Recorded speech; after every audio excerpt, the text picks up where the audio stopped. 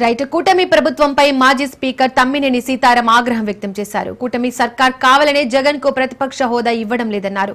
జగన్ ఇతర రాష్ట్రాల్లో సంఖ్యాబలంతో సంబంధం లేకుండా ప్రతిపక్ష హోదా ఇస్తున్నారని అన్నారు. ఉమ్మడి ఆంధ్రప్రదేశ్ లో పి జనార్దన్ రెడ్డికి ప్రతిపక్ష నేత హోదా ఇచ్చారు. జగన్ పై అనర్హత వేటు వేస్తామంటున్నారు. ఆ అనర్హత వేటు ఎలా వేస్తారో చూస్తామన్నారు.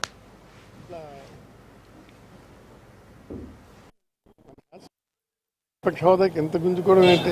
That's not fair. ప్రతిపక్ష హోదాకి సంబంధించి కొన్ని నియమ నిబంధనలు ఉంటాయి, అవన్నీ తెలుసా వైసీపీ? అదే చెప్తున్నాను, తెలుసును కాబట్టే చెప్తున్నాను. గతంలో పీజేఆర్ అపోజిషన్ లీడర్గా ఉన్నాడు పి జనార్దన్ రెడ్డి గారు. అలాగే ఈవేళ ఇక్కడ మనకి 11 మంది ఉన్నారు. ఇవ్వాలి, మన హ్యాస్ టు గివ్ ఇట్. దానికి మనం ఏం చేస్తాం?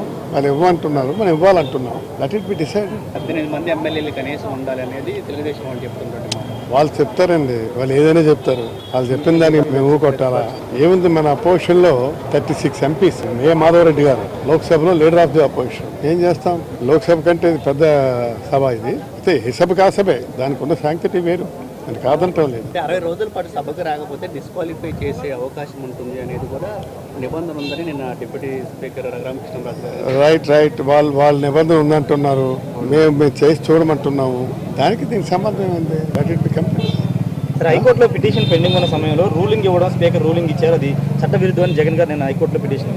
ఖచ్చితంగా చట్టవిరుద్ధం. హైకోర్టులో చట్టవిరుద్ధం ఉన్న దానికి ఎక్కడ మనం ప్రత్యేకించి మాట్లాడుకోవడం ఉంది. It's not correct. రూలింగ్ అంటే ఇస్తాం, ఇది ఇచ్చేయడం అన్నటువంటిది ఏముంది? That's not fire. High court direct ఇచ్చే అవకాశం ఎంతవరకు ఉంది? చూద్దాం. ఏదో రాకుండా మనం ఎందుకు మేడమేషాలు లెక్క పెట్టడం? సార్, ప్రతిపక్ష హోదా అనేది ప్రజలు ఇవ్వాలి, మేం కాదు ఇచ్చేదని స్పీకర్ పదే చెప్తున్నారు. ప్రజలే ఇచ్చారు కాబట్టి, గతంలో వచ్చినటువంటి లీడర్ కూడా ప్రజలే ఇచ్చారు. ఇవాళ ప్రజలే ఇచ్చారు, ఇవ్వాలి. That's what I'm saying.